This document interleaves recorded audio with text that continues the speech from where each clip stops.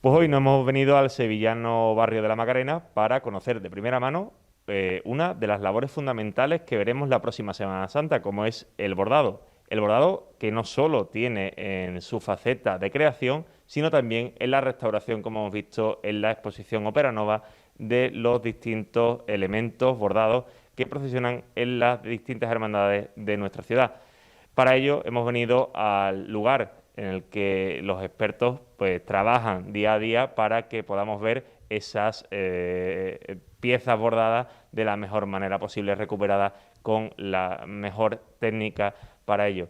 Y para hacerlo hemos venido al taller de Cirta en Sevilla gracias a nuestros amigos de Cirta, con Pablo Pérez en este caso, primero que entrevistamos, como diría el hermano del Carmen, Pablo al cuadrado, ¿no? Bueno, Pablo, ¿cómo nace Cirta? ¿Cómo es primero la etapa formativa que os hace llegar hasta lo que es ahora vuestro trabajo, y cómo surge esa idea de crear Cirta?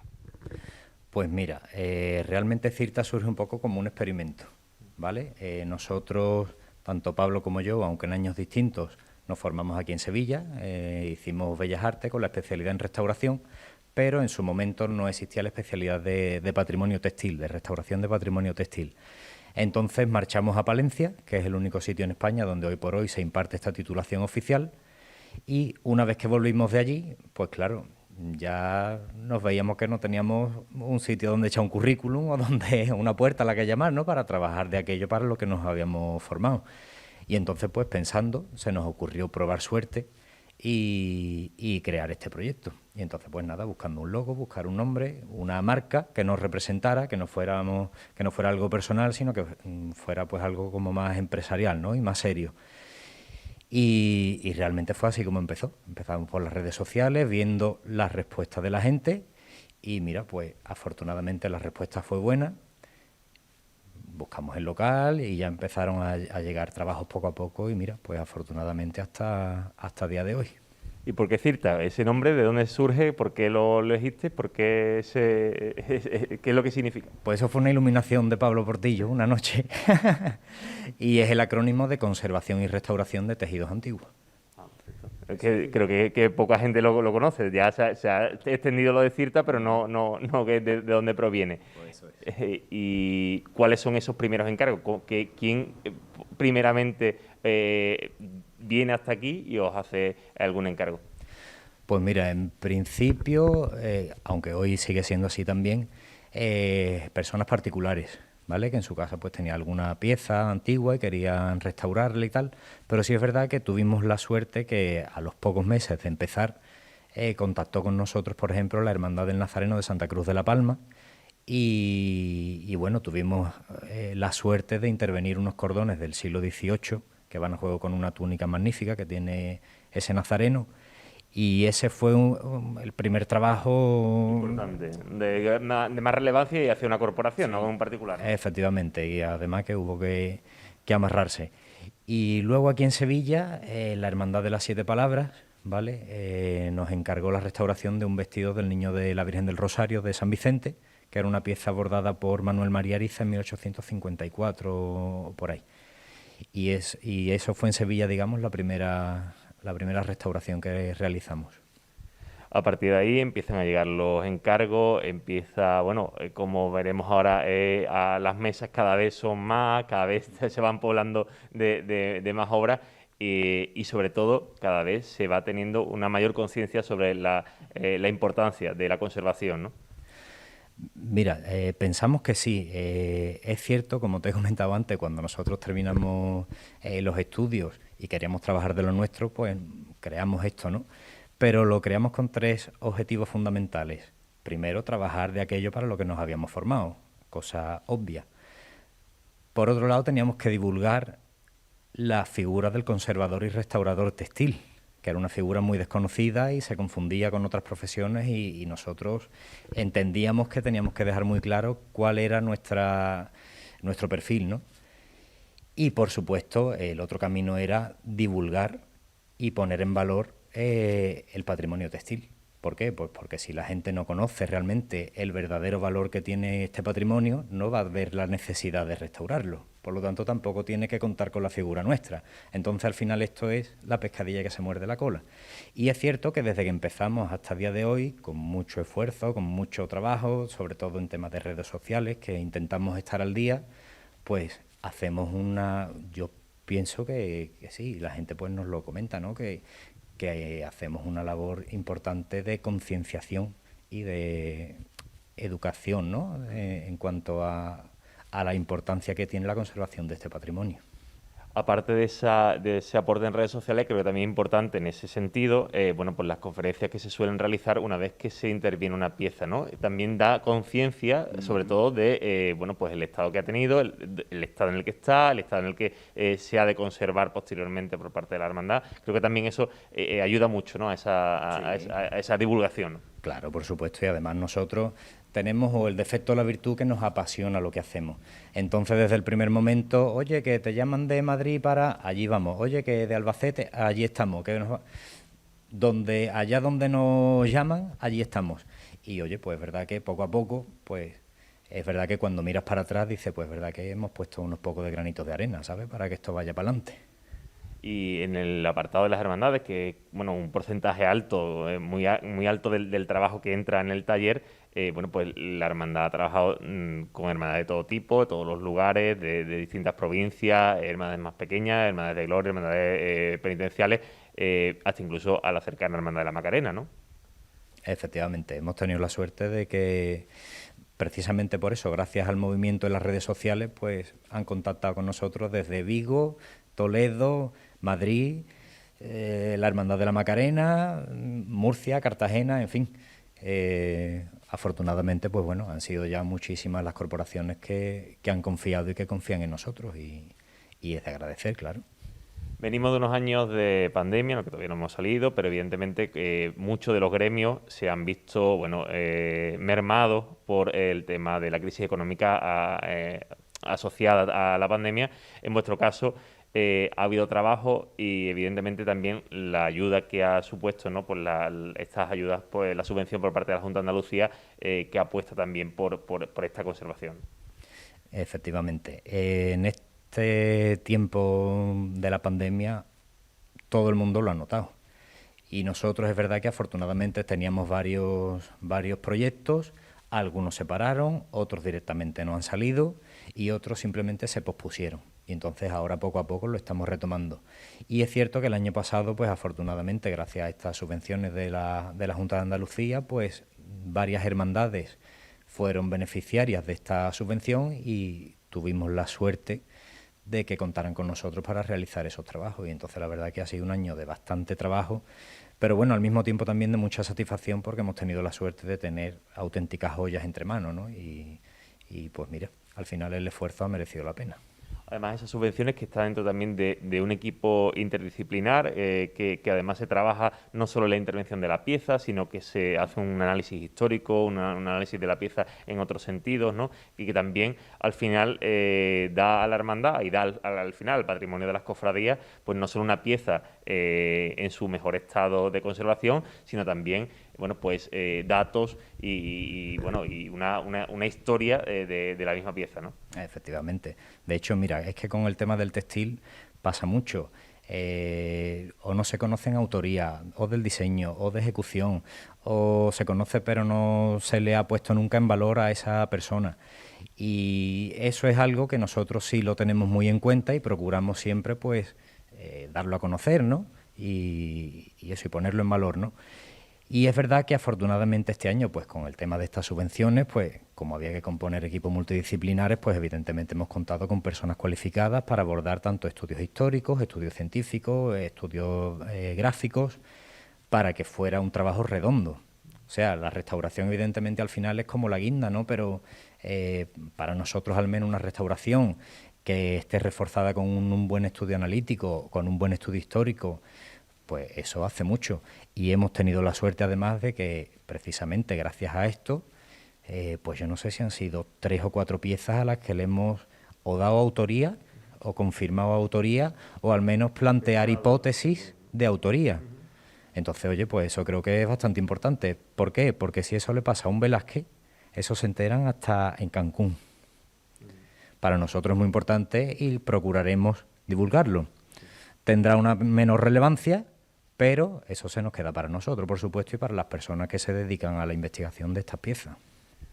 Siempre existe la disyuntiva cuando una Junta de Gobierno plantea, bueno, tiene una pieza bordada que necesita una intervención, siempre está, bueno, pues se pasa a un tejido nuevo o se hace de nuevo o se viene a esta línea que es la de la conservación, a la de volver al estado original mejor que con esos criterios que tiene la conservación. Ya cada vez la balanza se va inclinando más hacia esta segunda opción que antes casi estaba totalmente perdida, ¿no? Sí, a ver, nosotros lo decimos siempre, el tema de los traspasos de bordados se vienen haciendo desde el siglo XVI, si no antes, ¿vale? Entonces, oye, es una solución que ha sido muy práctica, que gracias a esas intervenciones disfrutamos de muchos bordados antiguos. Algunas se han salvado, ¿no? También gracias a eso se han salvado algunas de las piezas. Efectivamente, lo único que el concepto que existe ahora de patrimonio es diferente, ¿vale? Entonces hoy es inconcebible recortar una pieza y desechar un tejido original o sustituir un elemento original, llámalo encaje, llámalo fleco. ¿Por qué? Pues porque forma todo parte de la obra de arte. Que también te digo, nosotros vivimos aquí, nosotros no somos de Logroño, ¿sabes lo que te digo? Y sabemos el uso que tienen estas piezas y a lo que están expuestos o expuestas. Pero aún así entendemos que hay que luchar por la conservación y machacar y concienciar sobre eso. Lo que no entendemos es personas que tengan nuestra titulación o que sean restauradores y trabajen en textil apoyando semejantes salvajadas. Eso es lo que no entendemos, porque entonces para nuestra forma de pensar siguen confundiendo a la gente y siguen fomentando el que se haga lo que se ha hecho de toda la vida, siendo titulados en restauración. Entonces, oye, por ahí nosotros sinceramente no pasamos, porque entonces no avanzamos nunca, nos tiramos piedras sobre nuestro propio tejado. Y para quedarnos con un sabor de boca un poco mejor, que me parece que esa parte nos daba un poquillo de mal sabor de boca, de todas las intervenciones que han pasado por aquí, ¿te quedas con algo, con algún momento de alguna pieza, algo que te haya marcado, que digas, mira, pues la verdad que me ha gustado mucho porque me ha realizado profesionalmente, porque he encontrado, bueno, una parte de mi trabajo que me ha gustado? Entiendo que casi todas las piezas tienen su cariño, pero que alguna que haya en especial. Es difícil la pregunta porque afortunadamente hemos tenido sobre la mesa piezas muy buenas y con intervenciones muy complejas. Por ejemplo, hombre, una intervención muy especial ha sido la restauración del terno neoclásico de la patrona, de la Virgen del Carmen, porque es una pieza magnífica, es una pieza además única por el estilo que tiene, por la forma de estar confeccionada y ejecutada, y aparte pues la intervención en sí ha sido una intervención muy compleja, muy laboriosa, pero nosotros estamos bastante satisfechos. También te digo, gracias a que tenemos un equipo de gente que tiene las ideas muy claras y además que afortunadamente pues trabaja muy bien y oye, eso es de agradecer, ¿no? Y nosotros pues locos de contento. Y ya te digo, realmente cada pieza tiene cosas muy interesantes. El manto de la Virgen de los Dolores de Carmona, de la Hermandad de Nuestro Padre, ha desvelado, después de un estudio complejísimo, pues el poder afirmar la autoría de las hermanas Antúnez y el diseño de Manuel Beltrán. Se ha logrado componer el manto original, que era de la Esperanza de Triana, y darle la dimensión original, en fin. Realmente detrás de cada trabajo hay muchísimo estudio y mucha ilusión y una gratificación, ¿no? También entiendo que detrás del terno neoclásico del Carmen también está ese Pablo Pérez que iba a vestir a la Virgen del Carmen, ¿no? Que tenía una historia también de vinculación con la patrona. Y también entroncando ya con la última pregunta, porque Pablo Pérez no al principio no solo vivía de la restauración de textiles, sino que también cuando era más joven pues bordaba. ¿Es necesario ese conocimiento del bordado o es importante ese conocimiento del bordado previo a después desarrollar la labor de conservación? Es importante, pero bueno, no solo el del bordado, es decir, nosotros en la escuela donde aprendimos, vamos, donde nos formamos, ¿no?, en restauración, tuvimos que saber cómo se confeccionaba un tapiz, tuvimos que aprender las técnicas de los encajes, a la aguja, a bolillo, pero porque es fundamental conocer los procesos tecnológicos de manufactura de las piezas que tú luego vas a tener entre manos. No para reproducirlo, no para hacerte una obra nueva, pero es necesario conocerlo para saber un poco qué problemática te puede venir en función a qué cosa, ¿no? Pero, hombre, es cierto que, pues mira, teniendo en cuenta que aquí la mayoría de las piezas pues son piezas bordadas, pues el hecho de tener un mínimo conocimiento en el terreno, pues en parte te da una tranquilidad, ¿no?, a la hora de acometer ciertos tratamientos. Bien, pues vamos a conocer de primera mano y vamos a ver cómo se trabaja en Cirta en esas imágenes que vamos a ver ahora.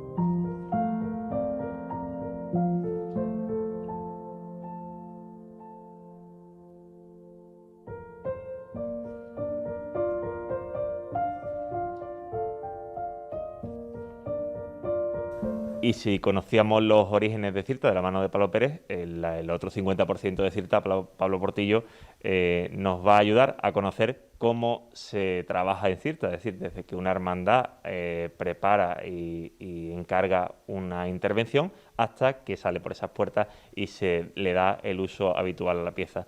Pablo, ¿cómo es el contacto, cómo es el contacto con la hermandad? ¿Suele ser la hermandad la que viene a buscaros, os plantea cosas, vosotros le hacéis un formulario o le preguntáis cierto tipo de cosas, vais a ver la pieza? ¿Cómo es ese primer contacto? Pues normalmente, bueno, siempre es la hermandad, el cliente el que viene a nosotros y cuando nos plantea, mira, tengo tal pieza que nos gustaría intervenir, queremos saber un poco el proceso. Siempre damos dos opciones. Bueno, tres, perdón. Una, ir a ver la pieza en su lugar de origen, si es posible que en ese momento nos traslademos. La segunda es que la traigan aquí a nuestro estudio, que lo preferimos porque, bueno, le podemos hacer la fotografía más detenidamente, estudiarla, ver realmente la consistencia que tiene el tejido, las piezas bordadas, por ejemplo. O bien, si son piezas de fuera, de Sevilla, de Andalucía, pues sí que nos suelen mandar muchísimas fotos generales y de detalle, con las medidas y demás. Y en ese momento pues empezamos ya a ver una valoración aproximada del estado de conservación de la pieza y de cómo se traduce eso en el presupuesto que la hermandad nos pide. Es importante que si os traen aquí la pieza, a veces a lo mejor no se sabe el estado de conservación que tiene, es decir, dónde está ubicada. Bueno, por ejemplo, entiendo que no es lo mismo según el sitio, la humedad en la que está expuesta, las condiciones. También es importante conocer también eso, o os da para informaros de todo ese tipo de cosas de cara antes de hacer la intervención, ¿no? Sí, claro. Hacer el presupuesto. Claro, es fundamental saber dónde suele almacenarse esa pieza, de qué forma, porque hay muchas veces que han venido con una serie de patologías y de daños que han sido consecuencia precisamente de eso, de su almacenaje o de las condiciones de humedad y temperatura a las que ha estado expuesta o suele estar expuesta en una vitrina, en una casa de hermandad o en su lugar de almacenaje. Entonces sí es fundamental conocerlo. ¿Qué es lo que pasa? Que también es muy necesario que una vez que se termine la intervención, no se vuelva a eso, sino que esas condiciones pues mejoren si son las que están creando ciertos daños, porque si no, ¿para qué sirve el realizar esta intervención. Para eso también hacéis como un uso de buenas prácticas, ¿no? Para poder darle el uso que debe tener, porque las piezas tienen que estar vivas en el sentido de que algunas, bueno, algunas no, si algunas en el caso de que sean muy antiguas o que se requiera que no se usen, pero otras, la mayoría de ellas, es para que se sigan usando, ¿no? Efectivamente, de las piezas que nosotros hemos intervenido, creo que solamente 2, 3 no están en uso, pero porque eran de particulares, herencia de familiares y demás, y no están en uso. Entonces, por eso sí, claro que cuando lo intervenimos, pues proponemos una serie de condiciones en las que se pongan o se almacenen, que puedan y que ayuden a alargar la vida de estas piezas, que tienen un marcado uso con unas condiciones, pues, algo particulares, ¿no?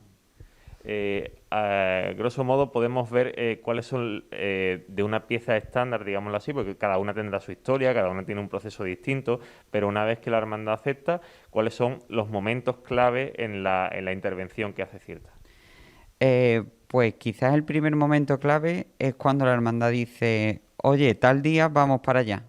Porque en ese momento ya estamos diciendo, vale, cómo traéis la pieza, envolverla de esta manera, el embalaje que sea así, si le ponéis papel de burbuja que no dé la burbuja con el tejido, en fin, una serie de recomendaciones para el traslado hasta nuestro taller. Una vez que llega, es fundamental los estudios previos que se le hacen, toma de medidas, toma de muestras, mapa de daño para saber realmente cuáles son esos daños que tiene, dónde se localizan y cómo actuar sobre ellos. Una vez que sabemos esos estudios, pues ya empezamos los tratamientos propiamente dichos. Fundamental el aspirado y el microaspirado de las piezas para eliminar todos los restos de polvo y suciedad que traen, porque eso, son piezas vivas, que están expuestas algunas, otras no. Y la suciedad pues es un factor de deterioro bastante, aunque parezca que no, es bastante dañino en las piezas textiles, ya que acidifican las fibras y pueden causar las temidas manchas de humedad, ¿no? que todo el mundo quiere quitar, y al final es que es muy difícil o casi imposible eliminarlas del todo. Un aviso, avisamos que para eso es mejor que lo hagan los profesionales. Por supuesto, eso, cuando hay gente que dice, no, es que he visto en internet que se quita, no, caballero, no señora, a lo mejor eso para un vaquero que se acaba de comprar, pues puede servir, pero cuando hablamos de piezas con tejidos tan delicados como el terciopelo, como un tisú, con una antigüedad, con otros materiales, hay que tener muchísimo cuidado con eso. Luego, bueno, yo considero también parte fundamental en las intervenciones la consolidación, que al final es lo que nos diferencia mucho, porque actuamos sobre el tejido, reforzándolo. Al final es lo que vemos. Al final es lo que vemos de pieza fundamental. Cuando veíamos el manto de la esperanza terminado, lo que veíamos esa consolidación de las piezas, que antes las veíamos sueltas, que veíamos elementos que estaban totalmente independientes. Al final es lo que se ve, ¿no? Es lo que el cofrade al final le pone el ojo a esa consolidación, ¿no? Claro, efectivamente. Por un lado, la consolidación de los bordados, que muchas veces traen pues hilos sueltos propios del uso al que se someten, ¿no? Y consolidar esos hilos, que hay veces que son verdaderas marañas. Y por otro lado, la consolidación del tejido, que ahí entra ya el proceso previo de tinción de los soportes, de tinción de hilo para consolidar, que hay que ser muy minucioso, hay que hacer a veces muchísimas pruebas, porque al final es eso, es la estética, es lo que se va a ver, y que el tono que nosotros consigamos quede integrado con el original, pues es lo que pone la...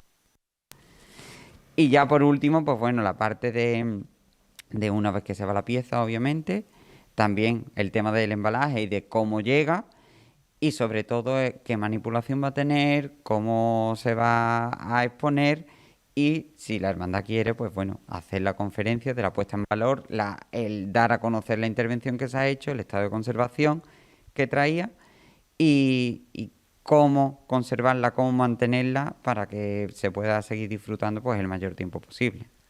El momento en el que más disfrutas tú en todo ese proceso es en el de la consolidación, cuando estás trabajando, incorporando elementos para hacerlo, o es en la parte más científica, en la del análisis de los tejidos, de los colores. Porque todo es necesario, pero sí es verdad que cada uno pues tiene un momento en el que gusta más, ¿no?